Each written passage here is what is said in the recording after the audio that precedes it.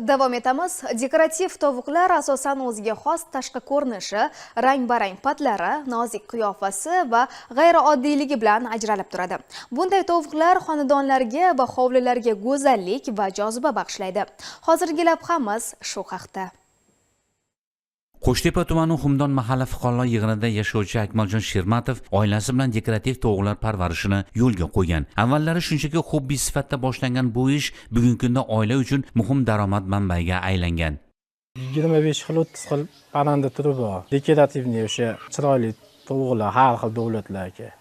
8 yil 9 yil bo'lib qoldi shug'ullanishni boshlaganimizga.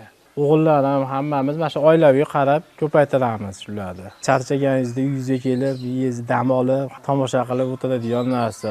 O'zi aslida o'zimizni sog'liq uchun 5-6 topib kelamizni, mana shu qiziqish mana shunaqaga biznesga aylanib ketdi. 3 dona tovuqimiz bor edi asosiy. 3 dona tovuqdan sekin ko'paygan mana shunaqa. So'nggi yillarda dekorativ tovuqlarga talab ortib bormoqda. Ular nafaqat mahalliy bozorlarda, balki eksport yo'nalishida ham muhim ahamiyatga ega. Ularning narxi oddiy tovuqlarga nisbatan ancha yuqori bo'ladi. Yiliga 50-60 million daromad beryapti hozirda. Shu daromad bilan farzandlarimni o'qitmoqdaman deydi tadbirkor. Bularning hammasini nomi bor, pasporti bor, o'sha davlatdan nima sababdan chiqargan. Bular Phoenix bor, albatta, Breaker, IMC Money, Uxoyoli hammasini o'zini dokumentlarni pasportlari o'sha davlatdan nima sababdan chiqarganini ko'rsatgan. Hozir bitta Malayziyaniki bor, Koreya bor, Italiya bor, Gollandiya. Internet orqali boshqa davlatlardan ko'ra hozir Tojikiston, Turkmaniston hammasidan talab bor, so'rashyapti hozir. Hozir o'tgan yil Koreya bilan Turkiyaga jo'natdi. Hozir Turkmaniston bilan Tojikiston ko'p so'rayapti hozir. Dekorativ tovuqlarni parvarish qilish uchun katta mablag' talab etilmaydi. Odatda ularga oddiy parvarish va oziqlantirish yetarli bo'ladi. Shunga qaramay, ulardan olinadigan foyda muvaffaqiyatli boshqarilganda tez va barqaror bo'lishi mumkin.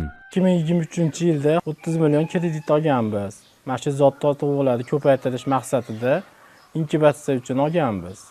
Inkubatsiyadan zotini ko'paytirib, jo'jalarni sotib, tarqatib biznesini rivojlantiryapmiz. Tuxumlarini shu internet orqali har xil davlatlardan qiziqib topamiz. Dekorativ tovuq turlarini saqlash va ko'paytirish orqali umumiy genetik zaxiralarni boyitish mumkin. Bu kelajakda qishloq xo'jaligi uchun yangi turlar va sifatli nasllar yaratish imkoniyatini oshiradi. Shuning uchun tadbirkor farg'onalik yosh olimlar ham ushbu yo'nalishga e'tibor qaratib, ilmiy izlanishlarni olib borishlarini qo'llab-quvvatlaydi.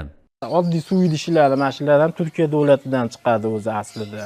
O'zimizda ishlab chiqarsak, mana shunga talab bor. Shu oddiy suv ichadigan idishi, don idishi, tovuq sohasiga, shu oyog'iga qo'yadigan kalsiumlari bor, shu ishlab chiqaradigan narsalari bor. Ishlab chiqarib yo'lga qo'ysa bo'ladi. Qani bizga ham kelishib, mana shu tovuqlar suvda ishlashib olimlar, o'quvchilarga o'rgatib, bolalarni qiziqtirish kerak bu sohalarga ham. Mana shu narsani rivojlantirishda yo'lga qo'yish kerak yana ham. Qo'llanmalarini, kitoblarini yozish kerak.